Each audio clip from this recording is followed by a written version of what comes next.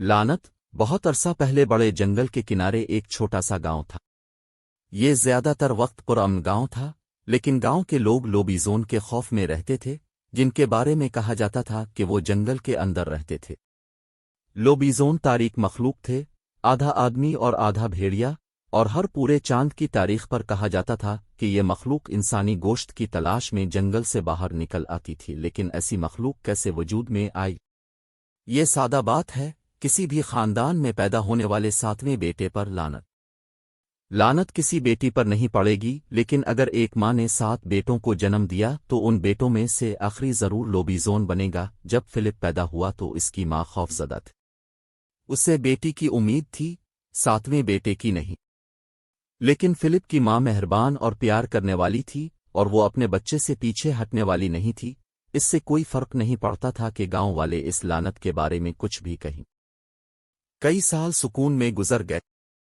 Philip एक मजबूत लड़का बन गया जिसे इसकी माँ और बाप और 6 भाई बहुत पसंद करते थे। लेकिन फिलिप ये नोटिस करने से नहीं रह सका कि उसके साथ इसके भाइयों से मुख्तलिफ सलूक किया गया था। वो स्कूल नहीं गया क्योंकि उस्ताद इसकी इजाज़त नहीं देता था।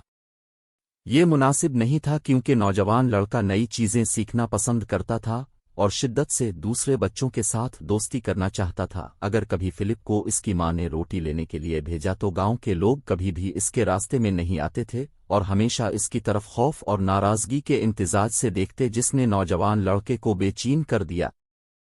दूसरे बच्चे इसके साथ नहीं खेलते थे और जब पूरा चांद होता था तो उसे कभी बाग में जाने की इजाज़त नहीं थी। ये आखिरी नुक्ता शायद इन सब में सबसे बुरा था क्योंकि फिलिप को चांद से बहुत प्यार था। इसके बारे में कुछ ख़ास तौर पर जब वो रात के आसमान में भरा हुआ और गोल था ने फिलिप से बात की और उसकी रूह को जगाया और इसे गाने, नाचने और भागने पर मजबूर किया। इस जिंदगी पुरअमन होने के बावजूद खुशी से बहुत दूर थी। फिलिप ने हर गुजरते साल के साथ खुद को ज्यादा से ज्यादा अलग थलग पाया। इसका कोई दोस्त नहीं था और इसे कभी भी दूसरे बच्चों के साथ खेलने के लिए मदऊ नहीं किया गया था। कभी कभी वो उनकी हंसी सुनता और तसव्वुर करता कि वो क्या खेल खेल रहे हैं और वो सब कितना मजा कर रहे हैं। फिलिप ने यह भी देखा कि इसकी माँ और उसके भाई भी उसे अजीब नजरों से देखने लगे थे। मेरे साथ इतना बुरा किया है? फिलिप अक्सर अपने आप से पूछता था। मैं इतना बुरा लड़का नहीं हूं। मैं अपने काम काज करता हूं और मैं तकरीबन कभी बदतमीजी नहीं करता। मेरे साथ दूसरे बच्चों से इतना मुख्तलिफ सलूक क्यों किया जाता है? जैसे ही वो अपनी 15वीं सालगिरह के करीब पहुंचा, फिलिप पहले से कहीं ज्यादा उदास था। इसकी माँ इसे शाज़ व नादिर ही घर से बाहर जाने देती थी और वो अक्सर उसकी सोहबत में मुश्तइल नजर आती थी।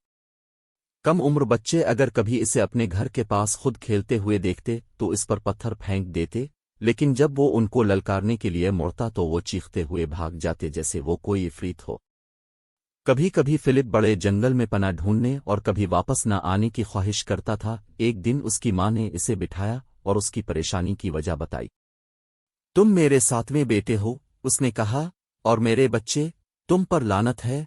फिलिप बहुत परेशान था।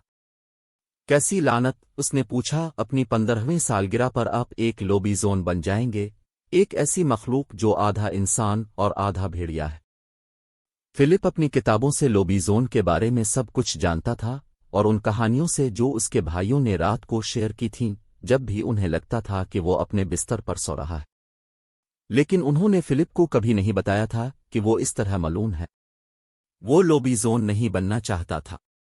वो शैतानी या जालिम नहीं बनना चाहता था और इसे अपने पूरे जिस्म पर लंबे पंजों और मोटी खाल होने के ख्याल के बारे में बिल्कुल भी यकीन नहीं था। अपनी 15वीं सालगिरह के मौका पर नौजवान फिलिप अपनी पूरी जिंदगी में इससे ज्यादा उदास था जितना वो पहले कभी नहीं था।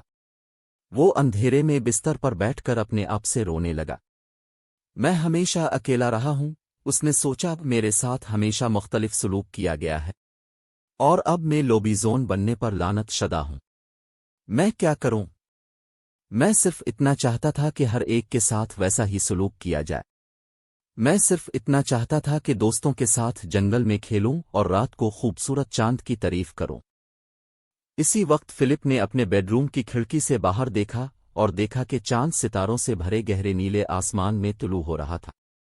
ये एक बड़ा खूबसूरत पूरा चांद था اور اس نے اس کا دل خوشی سے بھر دیا۔ پھر کچھ بہت ہی عجیب ہوا، فلپ نے اپنے پیٹ میں ہلچل محسوس کی اور اپنی جلد پر خارش محسوس کی۔ اس کے سینے سے چیخنے کی آواز آئی اور اس نے چاند کی طرف سر اٹھا کر اسے پکارا جیسا اس نے پہلے کبھی نہیں کیا تھا۔ اس کے جسم پر اچانک کھال پھوٹ آئی اور اس کے ہاتھوں اور پیروں کے ناخن ہاتھی دانت کے رنگ کے لمبے پنجوں میں بدل گئے۔ اس کے کپڑے ٹکڑے ٹکڑے ہو گئے اور اس کے قدموں میں فرش پر گر گئے۔ اور جب فلپ نے آئینے میں دیکھا تو اس نے ایک لمبے بھیڑیے والے لڑکے کا عکس دیکھا جو اس کے پورے جسم پر موٹی کھال کے ساتھ اسے گھور رہا تھا اور جنگلی سرخ آنکھیں جو اندھیرے میں چمکتی دکھائی دے رہی تھیں۔ تو میں ایک لوبیزون ہوں، اس نے چونک کر کہا۔ فلپ نے چاند اور جنگل کی پکار کو محسوس کیا اور وہ جانتا تھا کہ اب وقت آ گیا ہے کہ وہ اپنی پرانی زندگی سے منہ موڑ لے اور اپنی تقدیر کو گلے لگائے۔ نوجوان بھیڑیے والے لڑکے نے اپنے بیڈ روم کی کھڑکی کھول دی۔ رات کو باہر چھلانگ لگانے سے پہلے وہ رک گیا اور اپنے پرانے بیڈ روم کے ارد گرد ایک آخری نظر ڈالی اور اپنی ماں اور باپ اور اپنے 6 بھائیوں کے بارے میں سوچا۔